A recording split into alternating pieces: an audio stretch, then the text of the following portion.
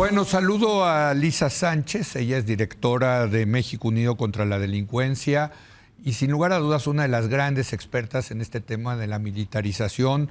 Lisa, ¿cómo estás? Muy buenas noches. Muy bien, Leo, con gusto saludarte, buenas noches. Aparte con un cuadro muy bonito ahí atrás.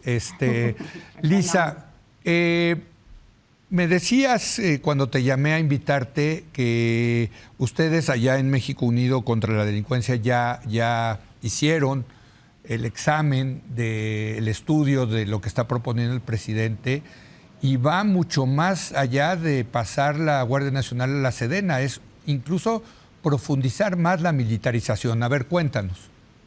Correcto, la reforma básicamente lo que hace es hacer total la militarización de la seguridad pública a nivel federal. Ese ha sido el proyecto de esta administración, pero además también profundizar la militarización del gobierno civil y volverla permanente, incluso pasando por encima de los plazos constitucionales que el Congreso aprobó para que los militares desempeñaran de manera extraordinaria algunas tareas que están reservadas a los civiles, como podría ser las tareas policiales. Y recordarás que ese plazo se puso primero para 2024 y luego se amplió para 2028. Y ahí te va la manera en la que lograron hacer esto. Básicamente la reforma constitucional cambia el artículo 129 constitucional, que básicamente establece que mientras no haya guerra con otro país, los militares tienen que restringirse a desempeñar tareas estrictamente de la disciplina militar, y lo cambia para decir en tiempos de paz los militares van a poder desempeñar todas las funciones estipuladas en la Constitución y en las leyes que de ella emanen. Es decir, ya no hay restricción para que los militares en ausencia de guerra desempeñen cualquier cosa que se establezca en una ley o que se establezca en la Constitución, y hoy por hoy sabemos que ahí nada más están haciendo al menos 100 funciones gubernamentales distintas a la seguridad, que van desde la Administración de Mexicana de Aviación, puertos, trenes, carreteras, en fin, un sinfín de cosas que se les han dado en esta administración. Eso cambia profundamente la relación que tiene el gobierno civil y el diseño del Estado mexicano para permitir un cogobierno militar, punto. No hay otra manera para decirlo. Si no están restringidos a tareas meramente de la disciplina militar en ausencia de un conflicto y en ausencia de guerra, los militares entrarían a gobernar, y eso lo permite esta reforma.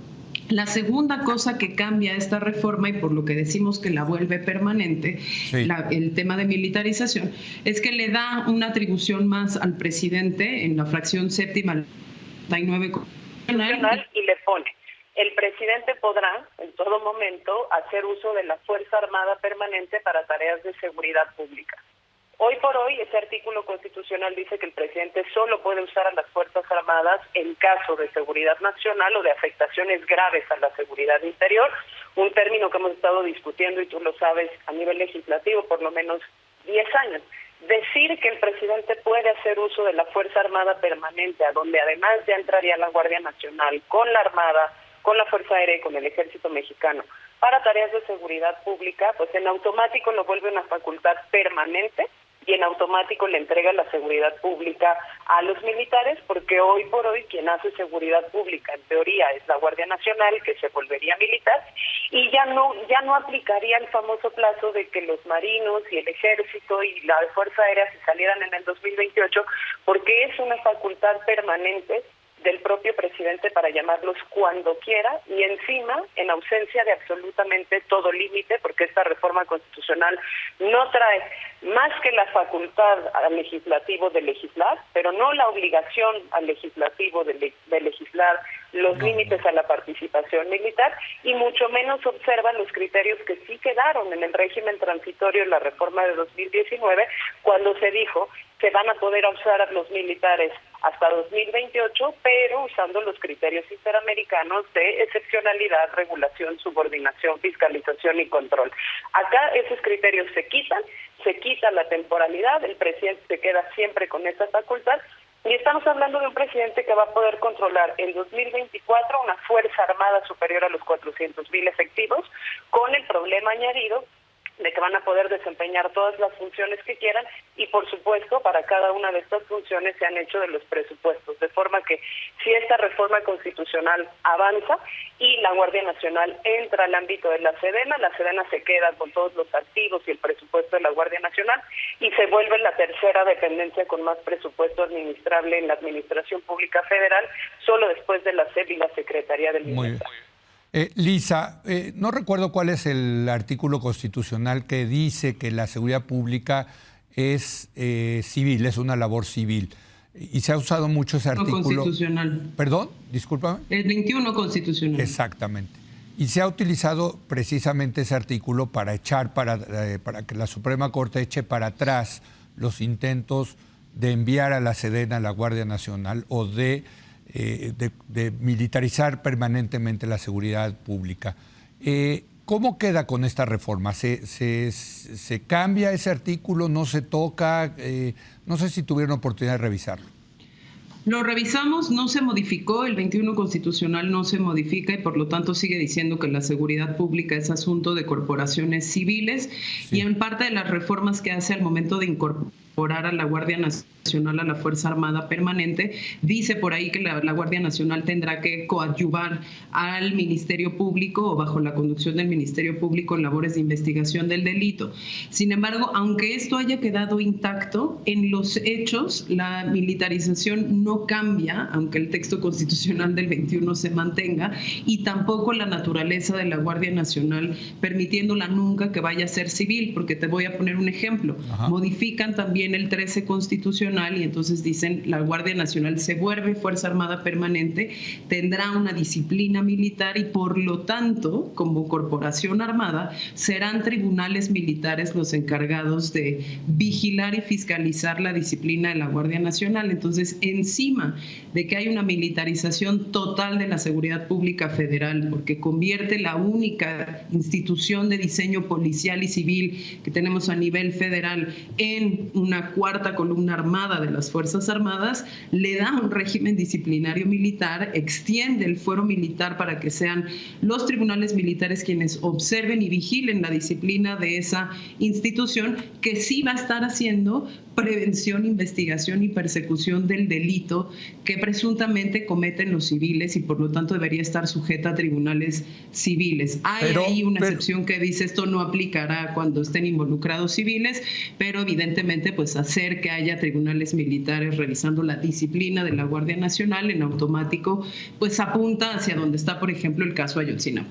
A ver, pero al mantener el artículo 21 como está y al introducir estos nuevos artículos sobre la militarización de la seguridad pública, pues me parece que queda inherentemente una contradicción en la Constitución. No es que sea la primera en la Constitución, pero sí sería una Constitución que se contradeciría, ¿no? Sí, pero fíjate qué interesante también. Esto es el tercer intento de este gobierno de mandar a la Guardia Nacional al dominio de la Sedena, de hacer una corporación militar. La única vez que no lo lograron fue cuando lo tuvieron que hacer por la vía de leyes generales y fue justamente que la Suprema Corte de Justicia pudo entrar. En este caso, al ser una reforma constitucional, sería muchísimo más difícil que la Corte pudiese llegar pronto al fondo del asunto, incluso si persistiesen estas, digamos, como contradicciones dentro del articulado de la Constitución. Se puede intentar, y si pasase, que yo estoy esperanzada en que de verdad hasta el mismo grupo mayoritario de Morena se dé cuenta que esto sería el fin del gobierno civil, el fin del gobierno de los civiles, porque se estarían quitando ellos mismos demasiadas atribuciones en favor de un poder militar que constitucionalmente ya tendría protegidas las funciones y los dineros y no necesitaría pues ya ni siquiera de la aprobación legislativa para nada. Yo espero que no pase, pero se podría controvertir. Ahora, se puede controvertir también a nivel del sistema interamericano porque es abiertamente violatoria, por lo menos de 5 sentencias de la Corte Interamericana de Derechos Humanos que ya le han dicho repetidamente a México que si va a usar militares en seguridad pública tiene que justificar la extrema necesidad y la urgencia, pero además tiene que poner controles muy específicos políticos, parlamentarios y judiciales de vigilancia de esa actuación en seguridad pública, porque las corporaciones militares no están entrenadas para hacer seguridad pública, no saben hacerlo, y normalmente abusan de la fuerza. Pues Lisa Sánchez, te agradezco mucho. Yo creo que no va a pasar esta ley, esta propuesta, esta reforma constitucional. Se va a ir con las ganas el presidente de que la Guardia Nacional esté en la Sedena, aunque también hay que decirlo, para efectos prácticos, ahí está, Lisa. Ya nos tenemos que ir, pero ¿estás de acuerdo que en la práctica ahí está, ¿no? En la práctica ahí está, pero no podemos normalizar como que esta reforma es únicamente formalizar lo que en la práctica ya ocurre, por lo que te mencionaba. Sí, genuinamente amplía demasiado el poder militar, y ahí tampoco podemos olvidar que quien está cabildeando es precisamente la Sedena y las Fuerzas Armadas. Muchas gracias, Lisa. Un abrazo, Leo.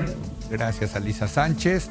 Oiga, y ahora voy a hacer una pausa, pero voy a regresar a platicar con el periodista Eliezer Budasov sobre este fenómeno llamado Nayib Bukele, el presidente de El Salvador, su triunfo arrasador en las pasadas elecciones.